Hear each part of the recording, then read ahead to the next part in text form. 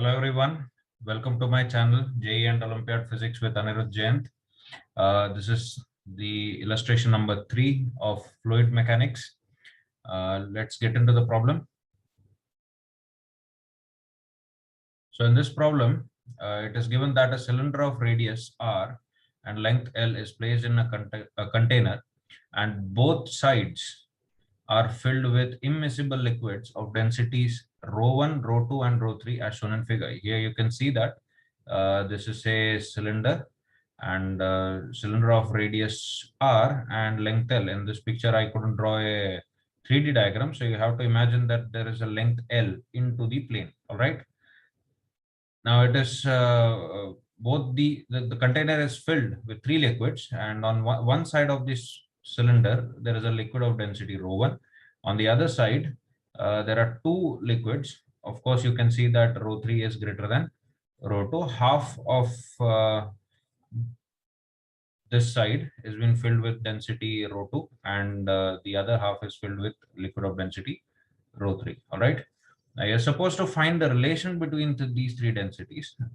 By what relation? What should be the relation between rho1, rho2 and rho3 so that the cylinder is in equilibrium? Now here by equilibrium what I mean is that it should be in translational equilibrium, that is the net force on it should be zero. Now if you look at this particular problem,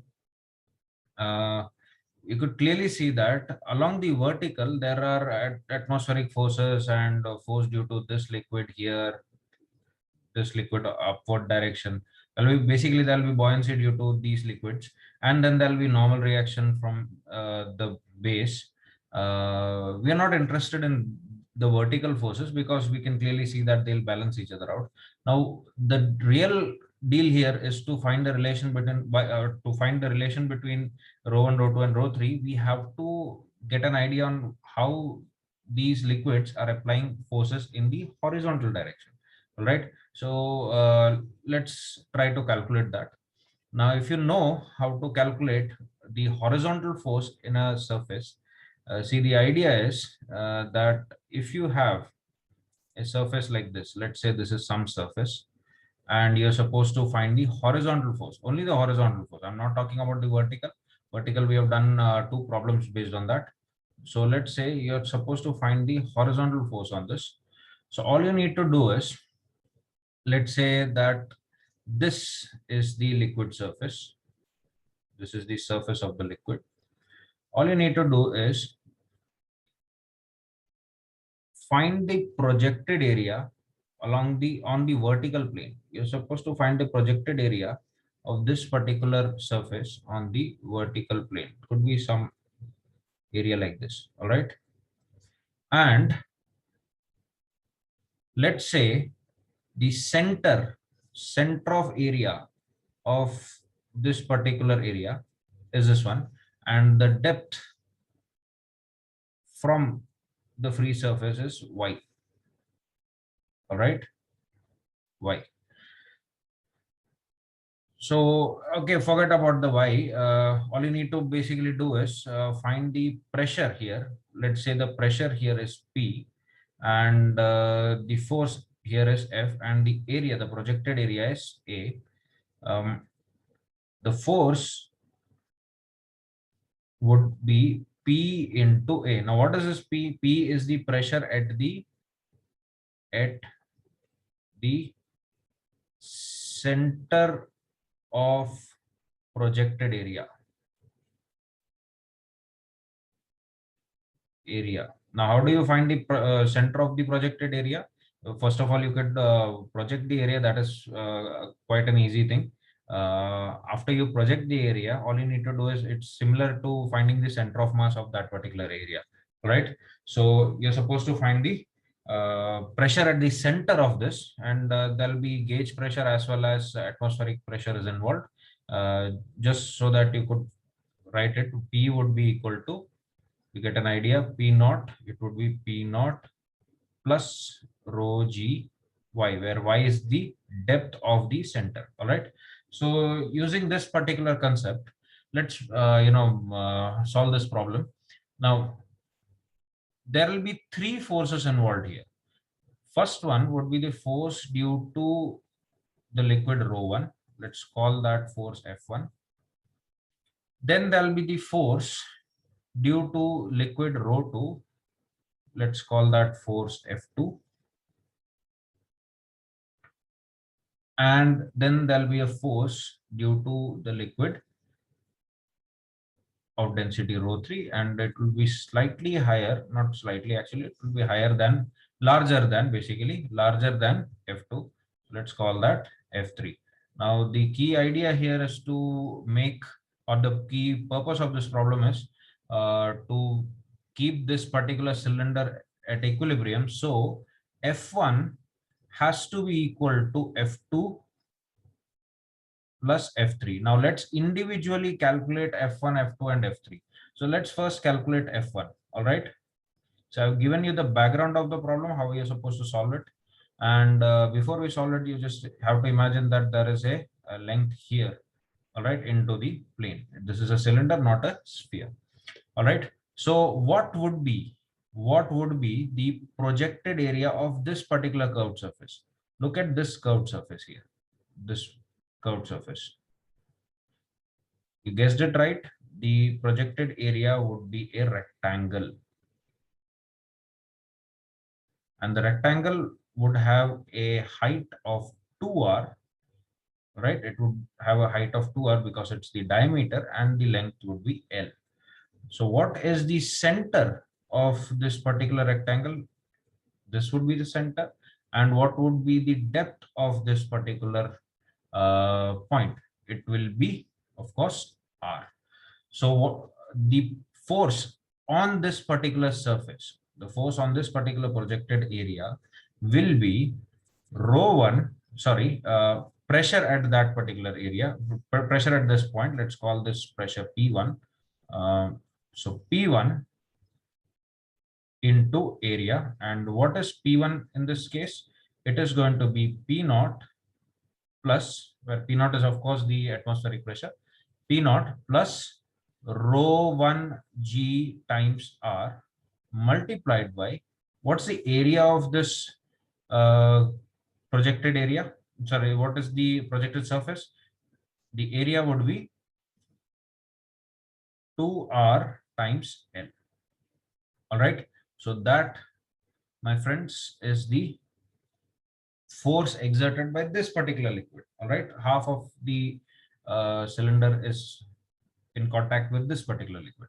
Now, 1/4 of the cylinder is in contact with liquid of density rho2. So let's calculate F2 now. So similar to this particular diagram, I'm only interested at this particular surface. Can you see this surface? I will use another color. Let me see. Okay, this particular surface. Now, in this case, I'm only concerned about this surface. What would be the projected area of this surface? You can see that the projected area would again be a rectangle.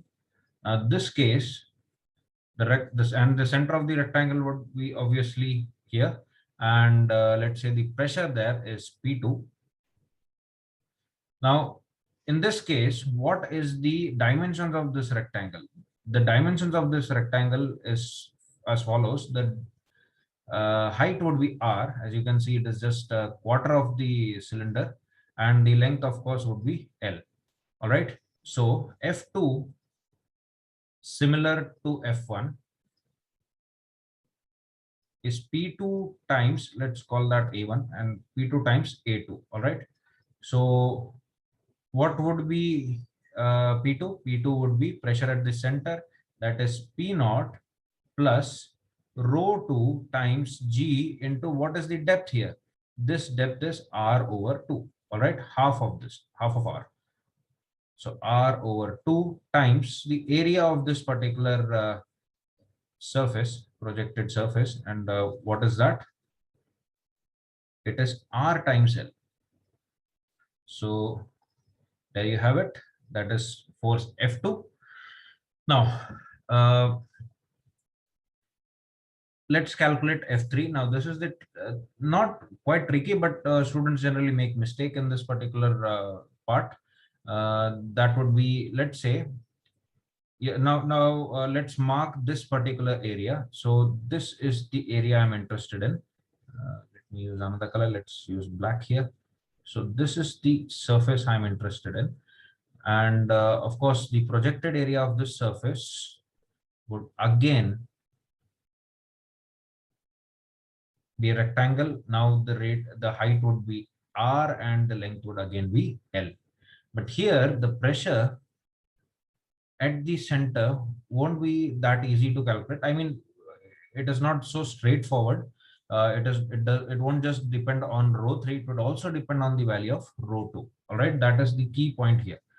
So let's say that the pressure here is P3, and now it does not really depend on the depth here, but anyway, I'll mark this distance as R/2.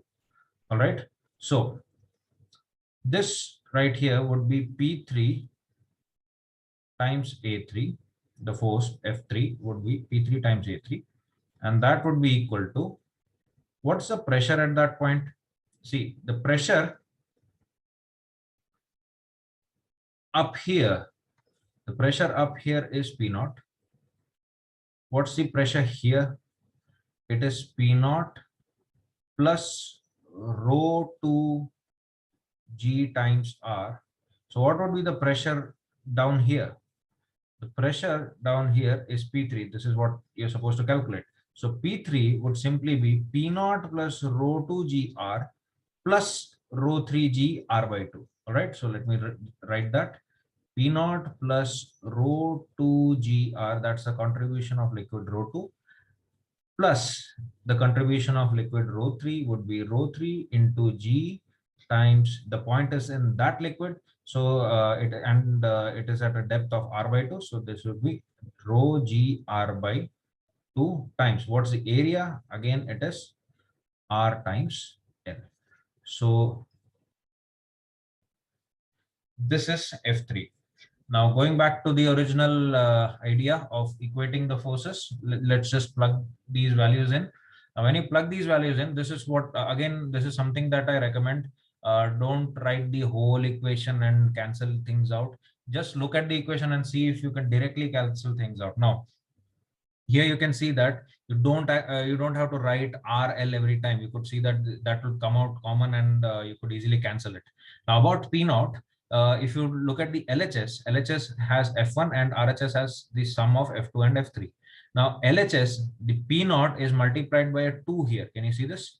So 2 times P0, and here you have P0 individually, and as you can see, I've cancelled RL from all the sides, both the sides. So this 2 P0 would be cancelled by P0 and P0. So you don't have any P0 term here.